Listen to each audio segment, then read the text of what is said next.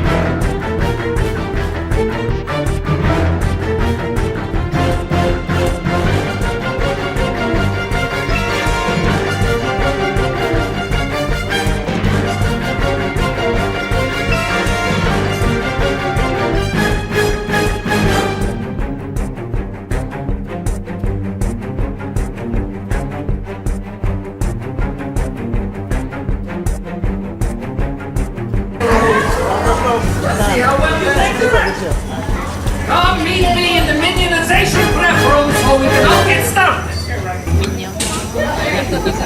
So, you're all here because you want to work for me. I usually take this time to interview new recruits one at a time, but I'm working on something really big today. So I'm going to have to do this kind of quick. Hello, I'm Drew. What's your name? Where are you from? Wow, that might be impressive. Question. And thank you. Uh-oh, we have a problem. It appears that some of you have not showered in like a week. Gross! Not naming names, but it's those guys. Lucky for you, I'm in a bit of a time crunch and I'm feeling jealous. But you better shower when you get back to your hotel. And don't go right to the pool. Don't be scared of Gru. He's just a big, bald teddy bear. Yeah, and no way will he shoot you with a fart gun. Oh, no? Hey, it smells like banana.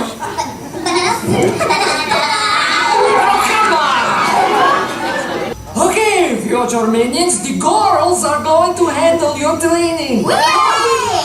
You people are so doomed. Oh, don't listen to her. Although she's usually right. Good luck, everyone. Mike, on the island.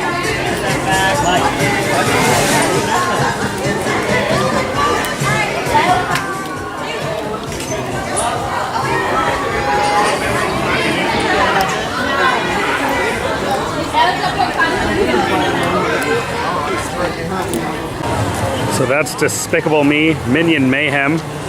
When this attraction opened, it was the Fantastic World of Hanna-Barbera. And then after that, it was replaced by Jimmy Neutron's Nicktoon Blast before it finally opened in 2012 as Despicable Me, Minion Mayhem. I think it's a good ride. It's fun. It's good for the whole family. Always has a long line. Very popular. Now we're moving right across the street right here to Shrek 4D. Shrek 4D. Wow, that's a long line. All right, when Shrek 4D opened, it was Alfred Hitchcock, The Art of Making Movies. Now it's Shrek 4D. It takes place after the first movie.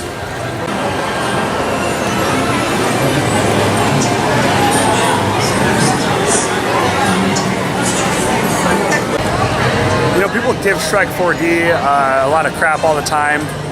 I actually think it's pretty good.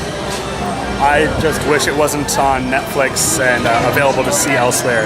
I think that's the one thing that makes it, you know, a prime candidate for replacement. Because Shrek is still really popular. So if it wasn't available on Netflix, I would say keep it around. But since it's there, I think it's time for Shrek to get an upgrade. I think he deserves to still be in the park, but he deserves a better attraction. So now we're moving right here across the way to the Hollywood Rip Ride Rocket. There it goes.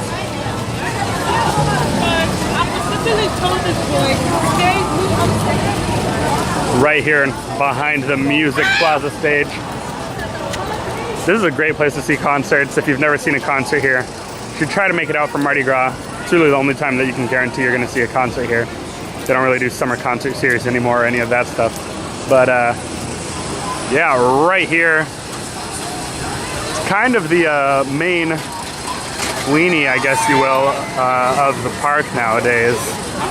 Kind of one of the main things they use to as a symbol for the park and the excitement that is inside Hollywood Rip Ride Rocket. Now I can't show you any of the queue of this or anything because you got to put your bag and everything in your pockets in a locker.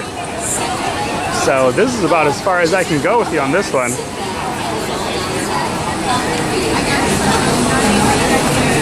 All right, so we're walking away from Rip Ride Rocket. I think that's a great ride. It's a very fun roller coaster. And we're gonna move, it's kind of not very sequential, this one. Next up is Transformers The Ride 3D. So we'll head over there now. All right, there that is, Transformers The Ride 3D. I feel this one is only technically in Production Central because it is on a cross intersection with two other areas of the park. Here's New York. There's Hollywood. Transformers is kind of in the back corner of Production Central there. Guys, it's a busy day in the park today. Check out the line for Transformers this early in the morning. It's pretty long. I figured since we're right here, I'll show you this too. They've got these structures over here. These are projectors for the new Cinematic Celebration show. Just gonna be right here on the lagoon. So the water levels are back up. They were down for a little while, but check that out. Yeah, you can see some of the fountains and equipment, projectors and all that stuff all throughout the lagoon, and then across the water there. Got our construction zone for the new viewing area for the new show. That tent is, I'm guessing, for the construction workers, so they can take the breaks and still not be far from the action. So yeah, these projectors are out here. That one looks like it's pointed at this building here, because you know they're going to be projection mapping on the buildings as well as on the water screens. So that's just a quick little detour on some updates on that, but let's go ahead and head into Transformers The Ride 3D. What's up, Optimus? You know it's a hot day when they open this fire hydrant in New York. That only happens over the summer.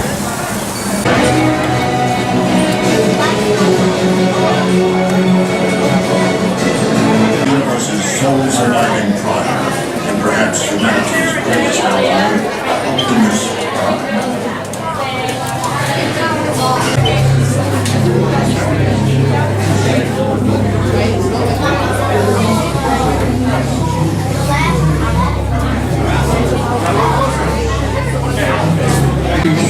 Hard-hearted, battle-tested, and masters of camouflage, ambush, and sneak attack. They do not play fair. They cannot even spell. Attention all Nest personnel, this is General Morshower, Nest HQ.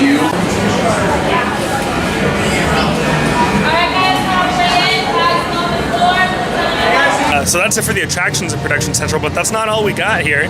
That's not all there is in Production Central. There's also two good meet and greet locations right here. Got the Transformers. Bumblebee is out right now. That's pretty cool. Those Transformers are the coolest looking characters in the park by far. And then, bye. And then right down here on the same street, look at who we have. Shrek, Donkey, and Fiona out right now.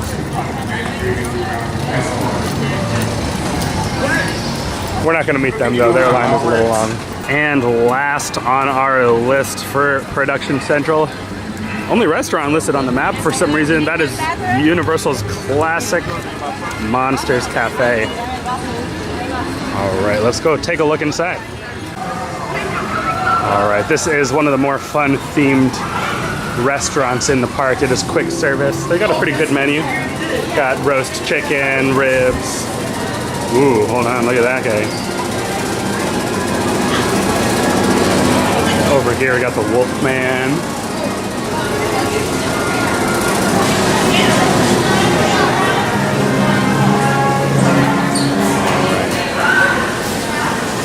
And they got different rooms themed to different monsters. Ripped dining.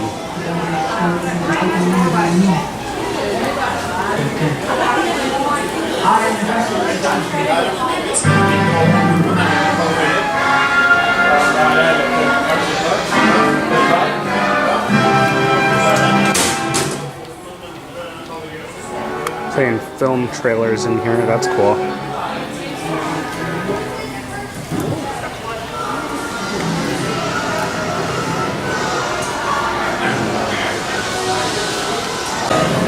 And here we have swamp dining.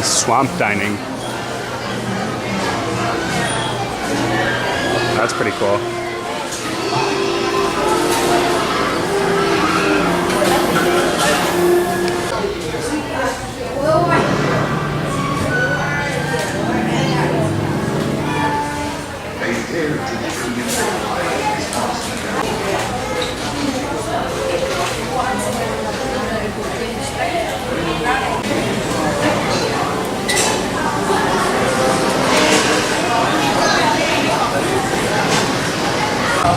And if you don't feel like going inside and getting a full meal, they do have this refreshment stand outside.